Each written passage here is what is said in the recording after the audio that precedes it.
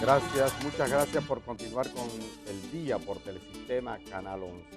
Bueno, el desempeño de la función pública, cómo marchan las instituciones del Estado, eso debe evaluarse regularmente, pues para ello nada más oportuno que conversar con Luis Madera. Él es el viceministro de Planificación e Inversión Pública que nos va a hablar sobre una investigación, sobre los resultados de esta evaluación que se ha hecho a las instituciones públicas. A ver cómo pasamos, cuántas notas sacaron. Buenos días, Madera. Buenos días y muchas gracias por la invitación y la oportunidad de poder comentarle a su amable teleaudiencia sobre este informe nacional de monitoreo del Plan Plurianual del Sector Público, que es el informe de monitoreo de la política pública en general del Estado. ¿De qué se trata? Ajá, ¿de qué se trata? ¿Qué consiste? Es un informe que se trabaja y se basa en las informaciones que vamos levantando continuamente a través de los sistemas de información del Estado, el sistema de información financiera, el sistema de información de la planificación y el de gestión pública.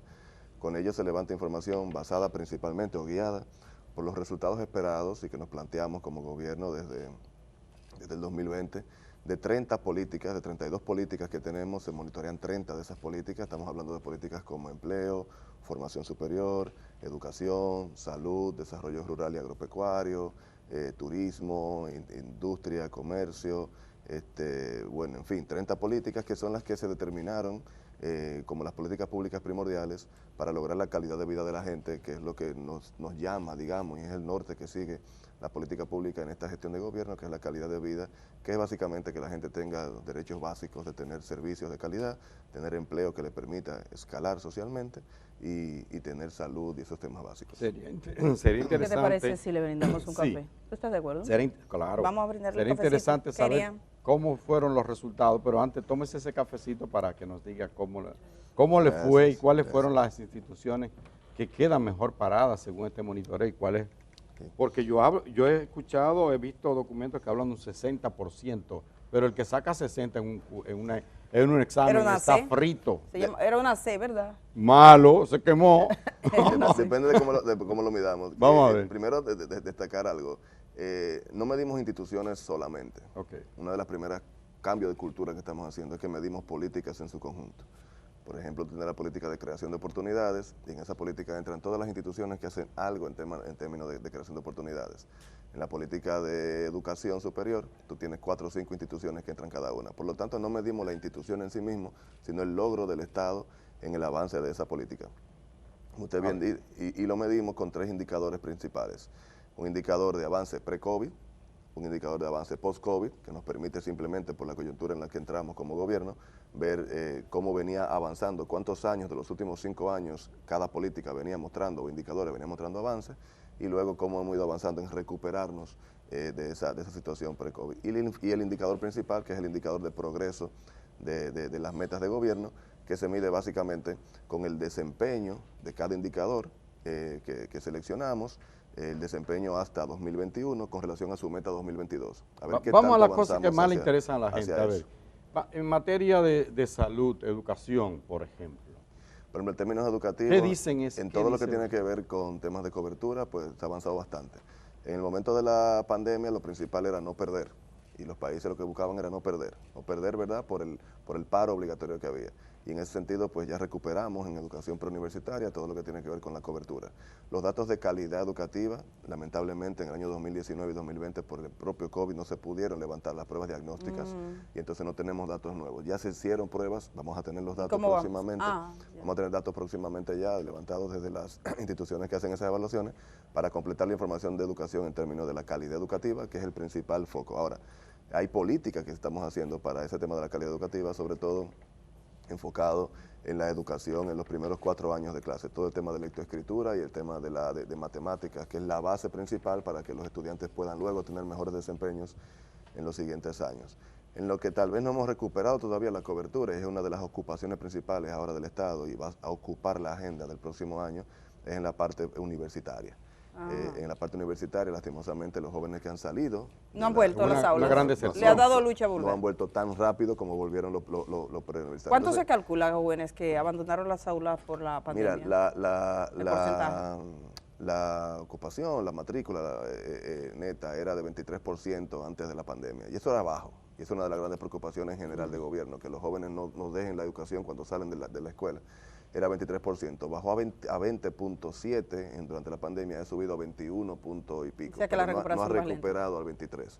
Entonces es un trabajo importante porque no es solo gobierno, porque en el caso de la educación superior, distinto a la educación escolar, no es el Estado También el que el provee, sector no es el privado. Estado el que provee la educación. Entonces es un trabajo que hay que hacer en conjunto, Estado y universidades Mira, y centros técnicos para que los jóvenes puedan regresar, porque si al final la meta principal es que tengan un empleo digno, sabemos que un empleo digno no lo tiene la persona que no se forma. Exacto. Y eso es muy Madera, importante.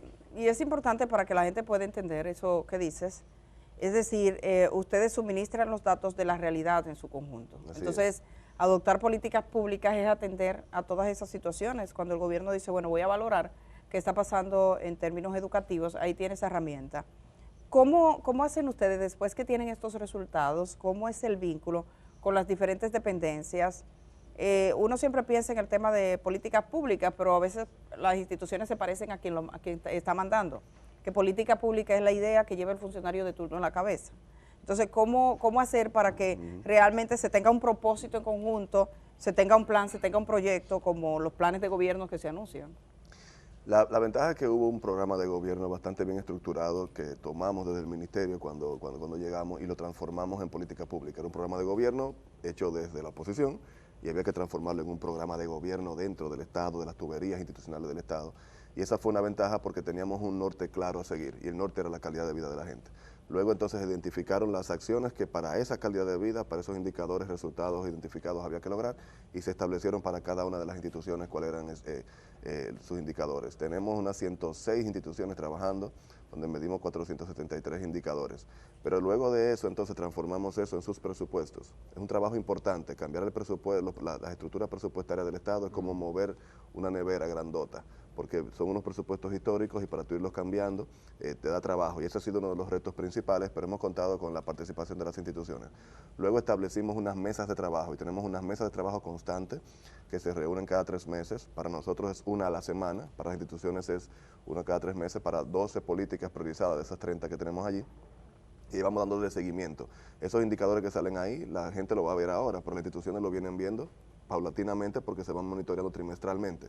Y eso nos ayuda a ir enderezando la nave cada vez que hay temas quizás que se van desbordando. Y eso nos ha permitido, a pesar, hay que decir, de que en un momento de crisis, de pandemia, luego de crisis por el conflicto en Rusia y Ucrania, pues evidentemente a veces lo planificado y lo ejecutado pues difiere porque hay muchas emergencias que atender y hay que cambiar. Por ejemplo, muchos de los recursos que debieron invertirse en inversión pública o que debieron invertirse en programas educativos y demás, han tenido que invertirse, como ustedes saben, en poder paliar todos los efectos inflacionarios y demás en términos de combustibles, en términos de fertilizantes y en términos de todo lo que se ha invertido. Y eso evidentemente debilita la capacidad del Estado, que ya de por sí es débil en términos de fiscalidad, para poder atender esos trabajos. Por eso cuando uno mira ese 60% que fue la media alcanzada, que hay que decir que depende cuando uno lo mida, lo que estamos diciendo es cuánto avancé. En ningún caso se ha atrasado, sino que se ha avanzado entre un 40 y un 80%. Un 60% de cumplimiento, satisfacción o de calidad en cualquier renglón, hasta donde yo sé, es Claro. Pobre, es bajo. Es que repito, no es satisfacción o calidad, es avance en la meta. Por ejemplo, un 60%. Por ejemplo, Pues tú dices, yo voy a construir una casa. volvamos Sí. a la cobertura universitaria. La meta era 20, era llegar a 23. Entonces, sí, en vez de llegar a 23, avanzó, estoy en 21, se logró la mitad, se logró la un mitad chin más de de lo la que mitad. queríamos. Quiere decir ¿Y cuál fue? que se ha avanzado. Lo que ¿Y pasa cuáles es fueron? Las que más avanzaron. Con las que más avanzaron, exacto. Ahí se puede rescatar, por ejemplo, el caso de turismo, que ustedes han visto mucho, sí, que se ha avanzado bastante. ¿Esa será la primera? Turismo, hay un tema importante. Turismo se ha basado primordialmente en la recuperación de la cantidad de turistas y en el empleo. El empleo de turismo se duplicó del 20 al 21, 22, y también ya es más alto el empleo que en 2019. Y la cantidad de turistas que van llegando, de dominicanos y no dominicanos no residentes, ya va cambiando. Ahora nos da la oportunidad de centrarnos en lo que tenía el programa de gobierno primordialmente, que sin pandemia no era tener más turistas, sino que el turismo genere pues mucho más encadenamiento productivo con los sectores productivos nacionales, que genere mejores condiciones a las personas que viven alrededor de los polos turísticos. Sí, y que no vivan en la miseria, como en Higüey, por ejemplo. Y que nos permita diversificar la ¿Y en salud? cartera ¿Cómo turística. quedó? Y ahí tenemos que ir avanzando. ¿Cómo quedó el sector salud? En salud tenemos retos, sabemos que durante la época de pandemia pues todo el tema de salud se volcó hacia esa situación, las personas incluso dejan hasta de ir a los hospitales y con eso descuidan algunos tratamientos y demás, y ahí tenemos retos importantes y se están tomando políticas importantes para ello. De hecho, se ha definido un programa prioritario protegido, que es la atención a la salud colectiva. De trabajar en salud colectiva, donde uno de los programas primordiales para ello es la revitalización de lo que es la salud escolar. Nosotros tenemos 1.9 millones de niños y una comunidad educativa que sobrepasa los 8 millones de personas en 7.600 centros escolares.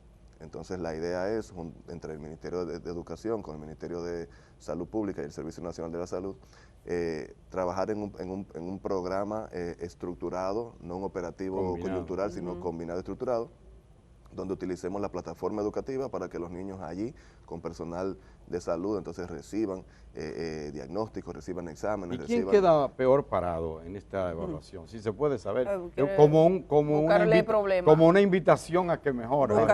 Está bien, es importante ver, porque son los retos, y es lo que nos va a dar para, 2023 avanzar. Como decía, tenemos retos importantes en recuperar. Usted hace que eso parezca tan lindo. En recuperar la cobertura. Está atrás, tú eres como un chulo. En recuperar la cobertura y que tiene muchas oportunidades. Muchas oportunidades. ¿Quiénes tienen más oportunidades? ¿Quién es que tiene la idea? Tenemos que recuperar eso. Creo que en todas las políticas tenemos retos y tenemos yo creo que logros importantes.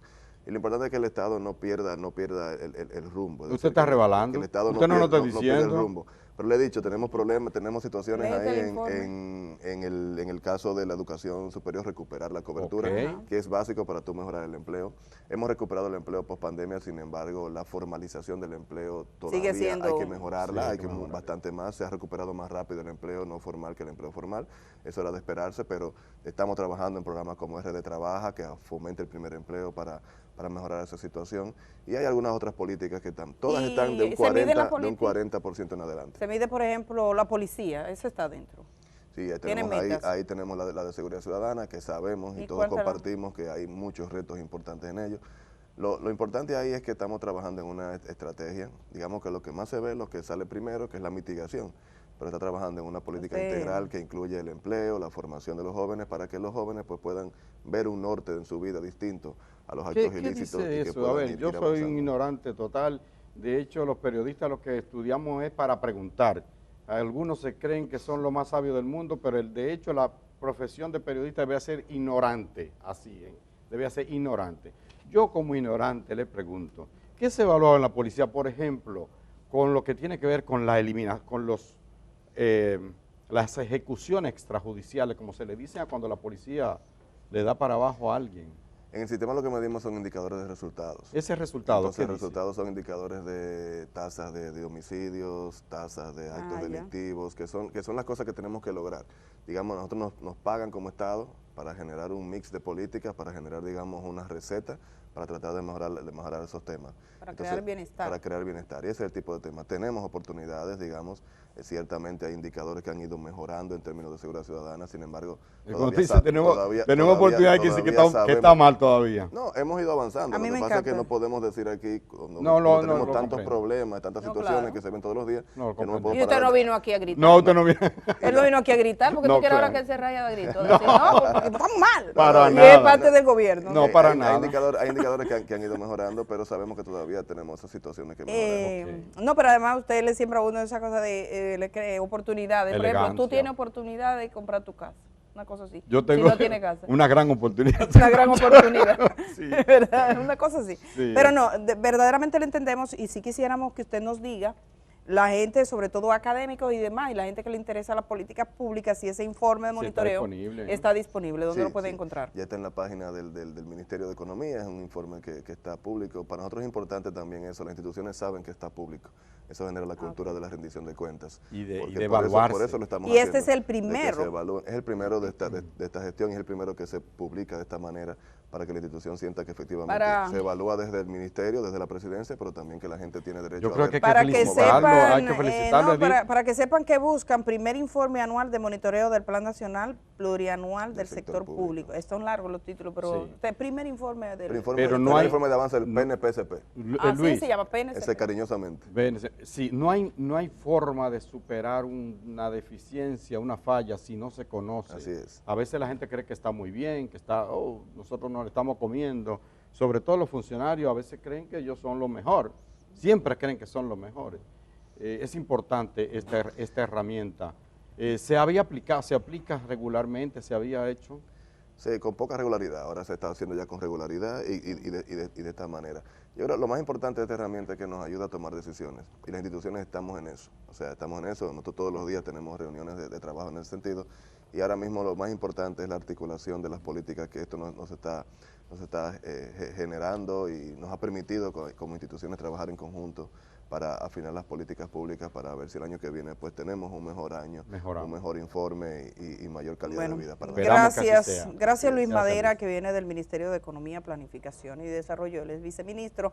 Gracias por estar esta mañana acá. Gracias a ustedes. Cuando regresemos de la pausa nos ponemos en contacto con Perú. Una periodista nos ayuda a comprender qué está pasando en ese país. Fueron unos momentos así, en cuestión de horas. El presidente creía que ganaba y cancelaba y destituía el Congreso y el Congreso vino, ¡pum!, y lo quitó. Ahora es un preso en Perú, donde esto suele ocurrir en los últimos años. Vamos a ir a la pausa y cuando regresemos tenemos esa conversación de primera mano. El día camina contigo allá donde vayas. Cuando salgas de casa, continúa con nosotros en YouTube.